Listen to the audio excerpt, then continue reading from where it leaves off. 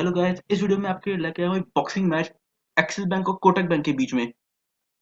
Usually अपने videos में एक स्टॉक का एनालिसिस करता हूँ, बट मुझे क्योंकि दोनों बैंक से रिक्वेस्ट आई थी, मैं सोचा कि क्यों ना एक boxing match kind of video बनाया जाए।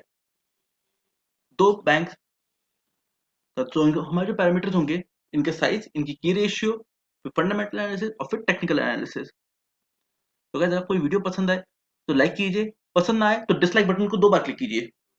तो चैनल को सब्सक्राइब कीजिए और बेल आइकन को दबाइए ताकि कोई भी वीडियो आपसे मिस ना हो। तो पहले एक बार इनके साइज को कंपेयर कर लेते हैं। ये इन्फॉर्मेशन मुझे इन दोनों बैंक्स की 2019 टू 20 की एनुअल रिपोर्ट से मिली है। तो एक तरफ एक्सिस बैंक है, जो कि इंडिया का थर्ड लार्जेस्ट प्राइवेट बैंक है, और दूसरी तरफ कोटक बैंक, जो कि one of the Richik stocks है, विच मीन्स इसकी मार्केट कैप जो है एक्सिस बैंक से ज्यादा है। अगर बात करते हैं इसके एडवांसेस की, तो एक्सिस बैंक ने करीब 5 लाख करोड़ से ज्यादा का लोन दे रखा है, और कोटक बैंक ने करीब 2.5 लाख करोड़। तो ये पॉइंट तो गया एक्सिस बैंक को। But net profit wise Kotak bank axis bank से कई गुना ज्यादा प्रॉफिटेबल है। इंटरेस्ट इनकम भले ही एक्सिस बैंक ज्यादा कमा रहा है, पर उन्होंने एडवांसेस भी उसे बहुत ज्यादा दे रखे हैं। और asset under management axis bank के पास बहुत ज्यादा है। ब्रांचेस भी 4500 versus 1600। Credit card 24 million versus 2.3 million, 10 गुना का फर्क है। पर यहाँ डेबिट कार्ड कोटक बैंक ने ज्यादा इशू किए हैं। एटीएम जो है एक्सिस बैंक के पास ज्यादा है, पर नॉन परफॉर्मिंग एसेट्स जो हैं वो भी एक्सिस बैंक के ही ज्यादा हैं। तो ओवरऑल एक चीज तो क्लियर हो गई है कि साइज वाइज एक्सिस बैंक बड़ा है, बट एसेट्स को संभालने में और ज्यादा प्रॉफिटेबिलिटी के मामले में कोटक बैंक ज्यादा इफेक्टिव प्रूव हुआ है। सेम चीज आपको यहाँ भी देखने को मिल सकती है कि जो ग्राफ है मैंने दोनों कंपनीज की एनुअल रिपोर्ट से उठाया है। एक्सिस बैंक की प्रॉफिटेबिलिटी कम होती है, बहुत ही फ्लक्चुएट कर रही है, वही कोटक बैंक की कंटिन्यूअसली ग्रो कर रही है। तो ये पॉइंट तो कोटक बैंक को। अब बुक वैल्यू पर शेयर अगर देखें तो दोनों बैंक की बड़ी है, पर एक्सिस बैंक की बढ़ती है 10% सीएजीआर से, कोटक बैंक की बढ़ रही है 18% सीएजीआर से। बट एक चीज जो देखने लायक है कि एक्सिस बैंक का शेयर कुछ 400 की रेंज में है और कोटक बैंक का 1600 की रेंज में। ओके, अब बैंक का फाइनेंशियल एनालिसिस थोड़ा सा ट्रिकी हो जाता है, क्यों मैं आपको अभी थोड़ा टाइम देने बताऊंगा। बट जो आपने ऊपर देखा वही चीज यहाँ दिख रही है कि रेवेन्यू तो कंटिन्यूसली ग्रो हो रहा है और 78,000 करोड़ का रेवेन्यू है, बट उसमें से सिर्फ एक बहुत ही minute percent 1,600 crore net income में आ रहा है एक्सिस बैंक की। वहीं कोटक बैंक की बात करें तो इनका भी रेवेन्यू स्ट्रांग है, एक्सिस बैंक से थोड़ा कम है, बट फिर इनकी प्रॉफिटेबिलिटी एक्सिस बैंक से बहुत ज्यादा है। तो फाइनेंशियली मैं कहूंगा कि कोटक बैंक ज्यादा अच्छा कर रहा है, ऑल्दो थोड़ा छोटा है एक्सिस बैंक के कंपैरेटिवली, लेकिन ज्यादा प्रॉफिटेबल है। नॉर्मली मैं कहता हूँ कि जो कंपनी है उनके करंट रेशियो देखनी चाहिए। नॉर्मली मैं कहता हूँ कि कंपनीज की जो करंट रेशियो देखनी चाहिए, तो यहाँ थोड़ा सा डिफर हो जाता है, क्योंकि जो बैंक्स हैं उनने जितने लोगों ने डिपॉजिट कर रखा है वो उनकी करंट लाइबिलिटीज में आते हैं, और उनके जितना उन्होंने इन्वेस्ट कर रखा है, जो लोन दिया होता है, वो उनकी नॉन करंट एसेट होता है। तो अगर उस हिसाब से देखें तो ये तो क्लियर है कि कोटक बैंक छोटा बैंक है, लेकिन ये क्वालिटी ऑफ लोन ज्यादा अच्छे हैं। तो आई होप आपको यहाँ तक की वीडियो पसंद आई है। अगर आई है तो लाइक कीजिए और सब्सक्राइब कर लीजिए, और बेल आइकन को दबा दीजिए ताकि कोई कंटेंट मिस ना हो। अब आ जाते हैं थोड़े से टेक्निकल एनालिसिस पे। ये अगर मैं देखूं कि एक साल से अब तक कंपेयर करूं, एक साल पहले जो इनकी वैल्यू थी उसको जीरो मानते हैं, उसके बाद से अगर परसेंटेज चेंज देखें तो कुछ हाईलाइटिंग चीजें जो हैं, सबसे पहले तो कोटक बैंक है करीब 5 से 7%, लेकिन एक्सिस बैंक तो बहुत ज्यादा गिरा है, करीब 30%। और दूसरी चीज जो देखने लायक है वो है ये, जब ये कोरोना का क्राइसिस आया था तो ऑब्वियसली सारे शेयर्स गिरे थे, बट एक्सिस बैंक बहुत ज्यादा गिरा। कोटक बैंक भी गिरा बट उतना नहीं।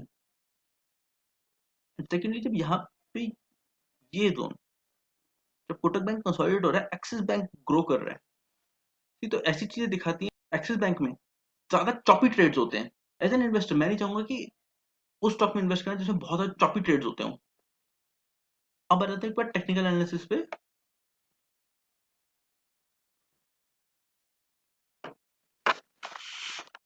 ये कंपनी एक्सिस बैंक हम पहले कर रहे हैं, उनका एक लॉन्ग टर्म चार्ट देखें तो ये एक लॉन्ग टर्म ट्रेंड लाइन जा रही थी जिसको कोरोना की सिचुएशन में ब्रेक कर दिया। और अभी ये जो लेवल है ये एक स्ट्रॉन्ग सपोर्ट रेजिस्टेंस लेवल का काम कर रहा है।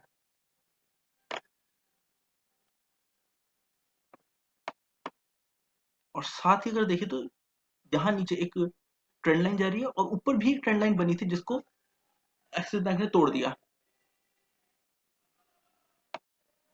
और अब हम देखते हैं इसके इंडिकेटर्स को। स्टोकेस्टिक जो है वो नीचे जा रहा था और यहाँ कंसोलिडेट हो रहा था, पॉसिबली यहाँ से एक अपवर्ड मूवमेंट आ सकती है। ओके, और यहाँ ये बॉलिंगर बैंड चूंकि थोड़ा सा नैरो है तो मतलब कि आने वाले टाइम में एक स्ट्रॉन्ग मूवमेंट आ सकती है, अपवर्ड या डाउनवर्ड पता नहीं, लेकिन एक स्ट्रॉन्ग मूवमेंट आ सकती है। तो कंपनी की ग्रीन लाइन आ रही है 100 डे मूविंग एवरेज, ये ऑरेंज लाइन है 20 डे मूविंग एवरेज और ब्लू लाइन है 50 डे मूविंग एवरेज। अभी स्टॉक प्राइस जो है 20 डे और 50 100 डे के बीच में है, बट मूविंग एवरेज का अगर रिलेशनशिप देखें तो 20 डे ऊपर है, 50 डे से क्रॉस कर रही है, 100 डे से ऊपर है 20 डे। तो ओवरऑल ये एक बुलिश सा सिग्नल है। ऑल दो बेटर होता कि अगर ये कैंडलस्टिक 20 डे के ऊपर होती तो ये और ज्यादा बुलिश सिग्नल होता। पर यहाँ इस अपर बॉलिंगर बैंड और 200 डे मूविंग एवरेज जो ये ब्लैक लाइन है उसके बीच में कुछ भी नहीं है रोकने के लिए। तो अगर यहाँ से ऊपर जाते हैं तो बहुत ईजी है इसके लिए 550 का लेवल टच करना, प्रोवाइडेड कि ये इस अपर बॉलिंगर बैंड लेवल को ब्रेक कर दे, which is Bollinger band top 466। अब दूसरे इंडिकेटर्स भी देख लेते हैं। अगर एमएसीडी की बात करें तो ये एक बुलिश जोन में है, गुड थिंग ऑल्दो एक बेरिश क्रॉसओवर हुआ है बट स्टिल अभी बुलिश जोन में ही है। आरएसआई ने भी 50 डे जो लाइन है उससे एक बाउंस एरिया है, नीचे से ब्रेक कर रही है। तो अगेन ये एक बुलिश सिग्नल है। तो अगर मुझे यहाँ पे कोई स्ट्रेटजी बनानी हो तो मैं कहूंगा कि अगर ये लेवल ब्रेक होता है बॉलिंगर पेन टॉप तो यहाँ बाय किया जा सकता है और यहाँ 550 तक ही रखा जाए, ज्यादा लालची ना हो। तो कंडीशन यही है कि बॉलिंगर बैंड क्रॉस हो। अब आ जाते हैं कोटक बैंक पे।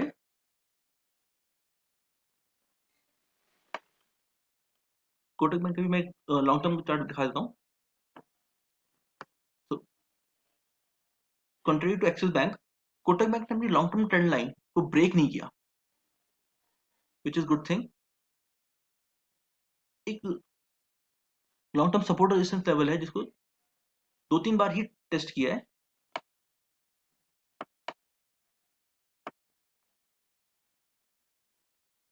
और इस साल भी मतलब कई 3 बार टेस्ट किया है और ये एक ट्रेंड लाइन जा रही है जिसको दिख रहा है कि स्टॉक प्राइस जो रिस्पेक्ट कर रहा है। अब आ जाते हैं बेसिक इंडिकेटर्स पे। तो स्टोकेस्टिक्स यहाँ एक क्रॉसओवर सिग्नल दे रहे हैं जो कि एक बेरिश सिग्नल है। और बात करते हैं अगर मूविंग एवरेजेस की, जैसे हमने एक्सिस में देखा था कि 20 डे से नीचे प्राइस था बट यहाँ 20 डे के ऊपर है, तो ये एक बुलिश सिग्नल है। 50 डे मूविंग एवरेज 100 डे को क्रॉस कर चुके तो ये और भी एक बुलिश सिग्नल है। ये 200 day moving average stock price के बहुत करीब है। ये पॉसिबिलिटी है यहाँ तो जो है इसको ब्रेक करके चले।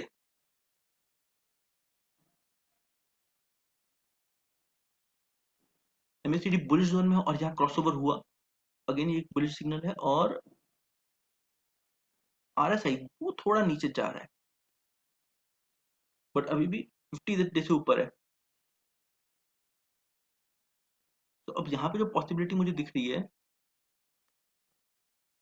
अगर स्टॉक प्राइस यहाँ से बाउंस लेके ऊपर चलता है, तो जब तक 200 डे एवरेज क्रॉस ना करे तब तक तो मैं इन्वेस्ट करने का नहीं कहूंगा।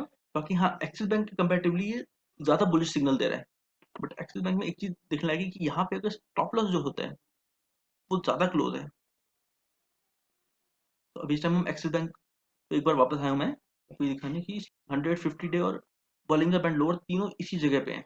ये जोन एक बहुत ही स्ट्रॉन्ग सपोर्ट हो सकता है, क्योंकि कोटक बैंक में ऐसा नहीं है। इसका जो सपोर्ट लेवल है वो यहाँ पे है, अपने सपोर्ट से ऑलरेडी थोड़ा ऊपर है। तो खैर दोनों में क्या स्ट्रेटजी हो सकती है, क्या आइडिया स्ट्रेटजी होनी चाहिए, तो मैं बता चुका हूँ। एक बार फिर से बता दूं, कोटक बैंक में तब इन्वेस्ट करना जब ये 200 मूविंग एवरेज को ब्रेक करे। ये भी एक बहुत strong support resistance level provide करता है। बट क्योंकि एक्सिस बैंक अपने इस रेजिस्टेंस लेवल से बहुत दूर है, तो जो बॉलिंग का बैंड ब्रेक करे तो ही इन्वेस्ट करना। तो गाइस ये थी मेरी एडवाइस एक्सिस बैंक और कोटक बैंक को लेकर। अगर मैं समराइज करूं तो मैं कहूंगा कि एक्सिस बैंक साइज में बड़ा है, but Kotak bank profitability wise ज्यादा अच्छा है। एक short term opportunity axis bank में एग्जिस्ट कर रही है, बट एक long term opportunity Kotak bank में एग्जिस्ट कर रही है। तो दैट्स इट गाइस, होपफुली आपको ये वीडियो पसंद आया हो। एंड आपको पसंद आया हो सब्सक्राइब जरूर कीजिएगा चैनल को। Thank you guys, happy trading.